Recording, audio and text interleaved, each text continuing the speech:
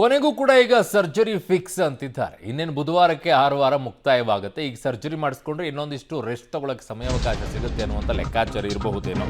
2-3 ದಿನದಲ್ಲಿ ನಟ ದರ್ಶನ್ಗೆ ಆಪರೇಷನ್ ಅಂತೆ. ಡಿಸೆಂಬರ್ 11ಕ್ಕೆ ಮಧ್ಯಂತರ ಜಾಮೀನಿನ ಅವಧಿ ಕೂಡ ಮುಕ್ತಾಯವಾಗುತ್ತೆ. 2-3 ದಿನದಲ್ಲಿ ಆಪರೇಷನ್ಗೆ ವೈದ್ಯರು ಚಿಂತನೆಯನ್ನ ಮಾಡಿದಾರಂತೆ.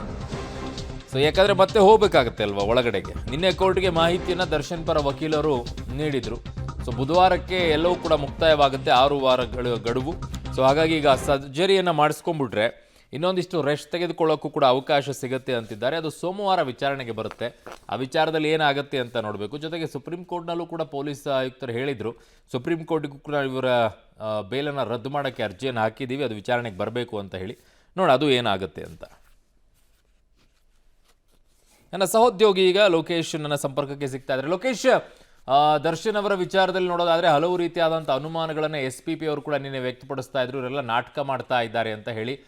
ಬಟ್ ಆಗ್ತಿರುವಂಥ ಬೆಳವಣಿಗೆಗಳನ್ನು ನೋಡ್ತಾ ಇದ್ರೆ SPP ಅವರ ವಾದಕ್ಕೂ ಮತ್ತು ಇಲ್ಲಿ ಆಗ್ತಾ ಇರುವಂಥ ರಿಲೇಟೆಡ್ ಆಗಿರುವಂಥ ಬೆಳವಣಿಗೆಗೂ ಎಲ್ಲವೂ ಕೂಡ ಸಾಮ್ಯತೆಯನ್ನು ನೋಡಿದಾಗ ಆ ರೀತಿಯಾದಂಥ ಅನುಮಾನಗಳಿಗೆ ಎಡೆ ಮಾಡಿಕೊಡುತ್ತಲ್ವಾ. ಇನ್ನೇನು ಬೇಲ್ ಅಪ್ಲಿಕೇಶನ್ ಮುಗಿಯಕ್ಕೆ ಬಂದಿದೆ, 6 ವಾರ ಗಡುವು ಅಂತಂದಾಗ ಸರ್ಜರಿ ಈಗ ಮಾಡಿಸ್ಕೊಳ್ಳೋಕೆ ಹೋಗ್ತಾ ಇದ್ದಾರೆ ಅಂತಂದಾಗ ಇದೇ ಅನುಮಾನಕ್ಕೆ ಎಡೆ ಮಾಡಿಕೊಟ್ಬಿಡುತ್ತೆ ಅಲ್ವಾ.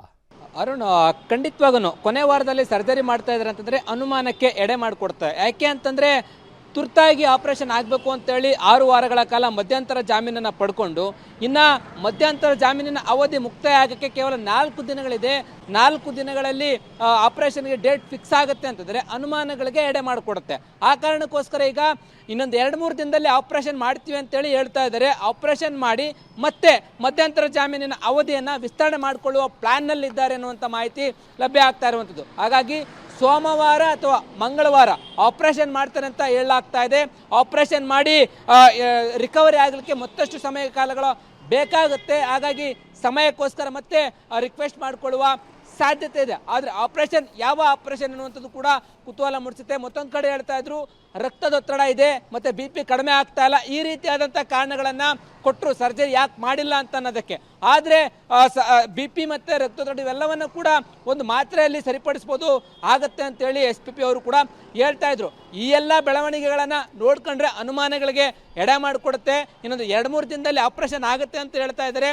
ಆಪರೇಷನ್ ಆಗತ್ತಾ ಇಲ್ವಾ ಅಥವಾ ಮತ್ತೆ ಆಪರೇಷನ್ ಆದಮೇಲೆ ಎಷ್ಟು ದಿನಗಳ ಕಾಲ ಸಮಯ ಬೇಕು ಅಂತೇಳಿ ರಿಕ್ವೆಸ್ಟ್ ಮಾಡ್ಕೊಳ್ತಾರೆ ಅನ್ನೋದನ್ನ ಕಾದು ನೋಡಬೇಕಾಗಿದೆ. ಅರುಣ್, ಓಕೆ, ಹಾಗೆ ಸಂಪರ್ಕದಲ್ಲಿರಿ ಲೋಕೇಶ್, ವಾಪಸ್ ಬರ್ತೀನಿ ನಿಮ್ಮ ಹತ್ರ.